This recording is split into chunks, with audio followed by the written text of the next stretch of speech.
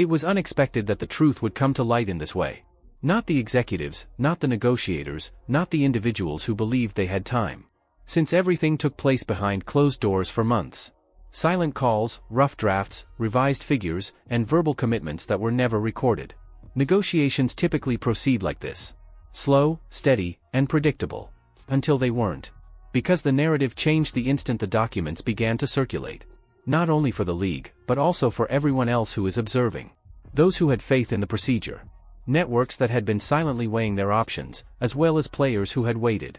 And at the center of it all was a name from which no one could get away. Clark, Caitlin. According to insiders, this is what transpired. The CBA negotiations were already heated. It is weighty, but not explosive. Pay scales are up for dispute. Concessions on scheduling were postponed as media rights contested. Furthermore, despite the leadership's insistence that everything was proceeding as planned, the leaked documents revealed otherwise. A tale of hesitancy, boundaries, and anxiety about allowing one player too much power. Because leverage was already changing, that worry was significant. The audience moved slowly at first, then all at once, while the league was occupied with internal negotiations. People were paying attention to her rather than basketball. That's when the first error occurred. Leadership doubled down on control rather than reading the situation. Maintain the focus within the system. Maintain consistency in your messaging. Preserve central authority. According to the documentation, that is the case. Not malevolent, just out of date. Because things had shifted outside of the meeting rooms. What does bother me is some of the people I deeply respect, their basketball credentials, their basketball history, their commitment to basketball and women's basketball, I think have really not covered themselves in glory with some of this commentary. And I'm going to read you a quote, Colin, if I may, from, again, this person might know more about about women's basketball than any person who's ever lived, and that's Gino Auriemma. Gino Auriemma was on with my pal Dan Patrick a couple months ago when the Fever were struggling. And this was the quote. "This kid's on the wrong team. She's got the wrong skill set to handle the physicality in the league, and she's a rookie. This rookie class isn't even one of the best classes in the last 10 years. She's just not built for the physicality of this league. She's not quick enough to get away from the physicality." End quote. Gino, just say you're a UConn guy and you thought this was going to be Paige and instead it's Caitlin. NBC Sports didn't request authorization when they contacted. They didn't hold off till alignment. They decided. Millions watched the NBA broadcast during primetime, a platform that required no explanation. The outcome was instantaneous. It didn't feel like a cameo at the debut. It was like being taken over. Composed speech, assured analysis, lack of nervousness, and absence of prepared talking points. Within hours, viewers took notice, the most uncomfortable metric appeared, clips spread, and interaction increased. People were staying, not merely observing. Meanwhile, another event took place. Something that no one dared to speak aloud. Unfollows. Caitlin in that class by not being prepared for it, and the fact that so many journalists across the country, institutions failed to cover this league, Like, there's just so many institutionalized failings that now the league is attempting to hurdle over. Yeah. What do you think is the biggest thing, just as far as the product on the floor? Because a lot of people talk about physicality. A lot of people talk about the referees. I actually did a deep dive in one of my episodes talking about like who the referees are calling to, essentially, and where the W gets their referees. But as far as the product, because at the end of the day, fans are not going to stick around if it's not a good product, period. Right. Like, they have to be there for the basketball, and I think... Not in small numbers, not dispersed in waves, subsidiary ventures linked to league content witnessed drops, and a notion that had promised a different future began to see the contrast in real time. Games were broadcast. The attendance was smaller than anticipated, but the effort remained high. According to insiders, the comparison was harsh. Millions are displayed on one screen while another struggles to maintain focus. Panic set in at that point. Because panic manifests as quiet rather than sound. Meetings get longer, phones stop ringing, and words are carefully chosen. Kathy Engelberg was seated at the head of the table, listening to updates that were incomprehensible due to spreadsheets. Numbers accuse rather than argue. And that was an easy accusation. The crowd has changed. Then came the commentary, not press releases or official statements, conversations, the resurfacing of old comments, the analysis of tone, and the constant drawing of one voice into the discussion. For Gino Arama, context is important. Time is more important. With the new context, remarks that had before seemed like typical competitive discourse now took on a different meaning. The moment had changed, not because they were novel. Fans made loud connections between dots, sometimes unfairly. The story became inflexible. They failed to notice her. She was not valued by them. They believed they could hold off. Stories become symbols in this way. Additionally, while negotiating power, symbols might be harmful. Inside the league, according to reports, a scramble started. After the 5 years, right? Let's see how well y'all do in the 5 years. Then you will have something to fall back on. But yeah, and they were saying the average could be $1 million across the organization, across the league, right?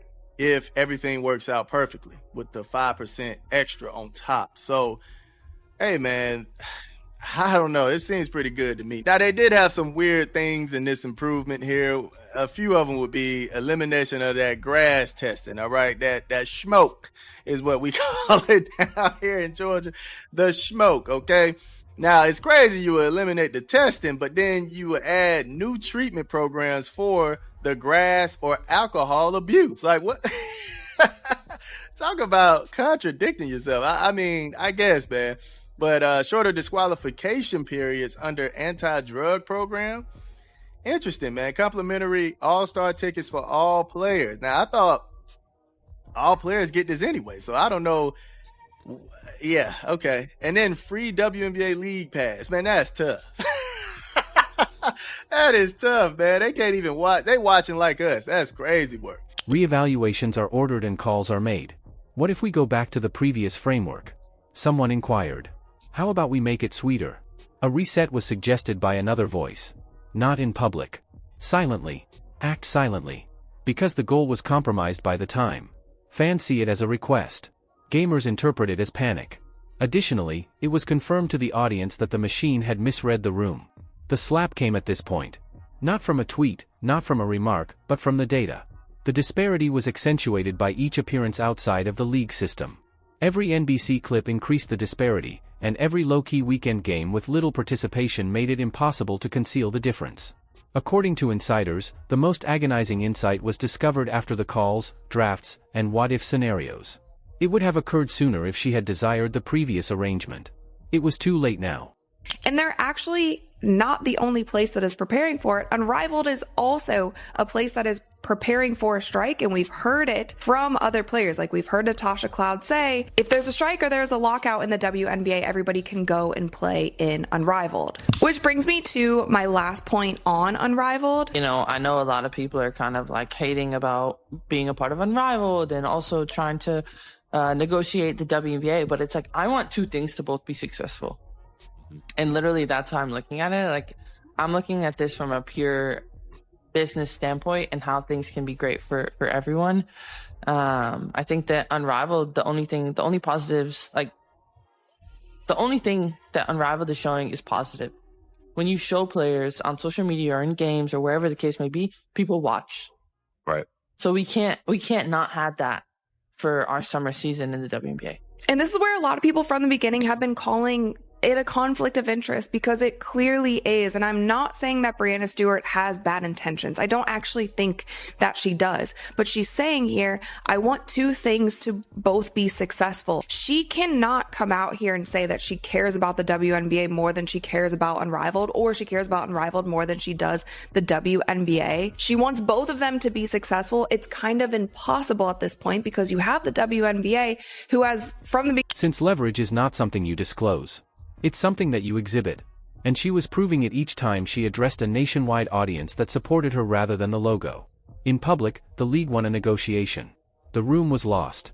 That is the harsh reality shown by the records.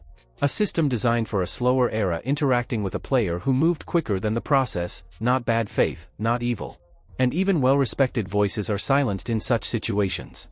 Older hierarchies are unstable.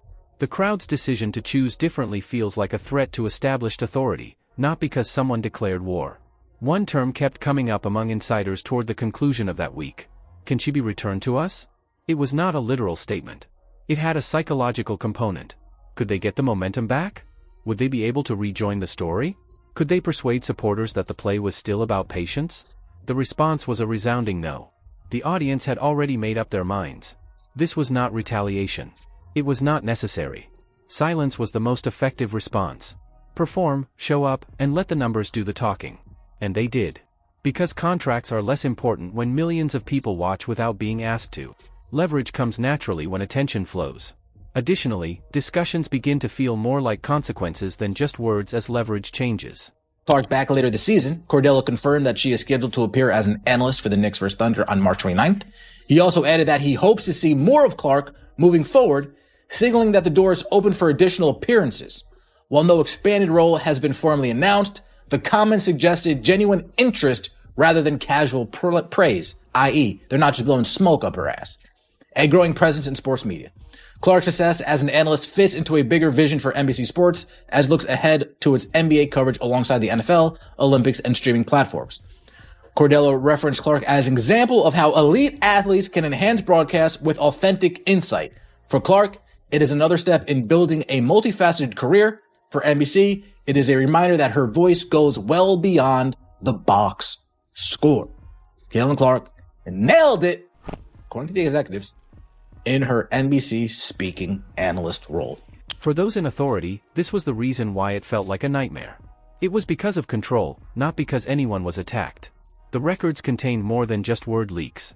They let their fear out. Fear of being obsolete. Dread of getting passed over. Fear that authorization won't be granted in the future. The best part is that it only needed a platform, an audience, and a decision made ahead of everyone else. No confrontation, press war, public dispute, or irate interviews were needed. The comparison was made before the league attempted to regain its footing. NBC figures on the one hand, low engagement on the other, and the understanding that timing and talent always outperform process on the other. That's the end of it. With a change, but not with a boom. The old deal sounds desperate during this shift. Where the future is not waiting at the door and where the old norms seem optional. Because the system discovers what it ought to have done sooner when the audience follows a single individual.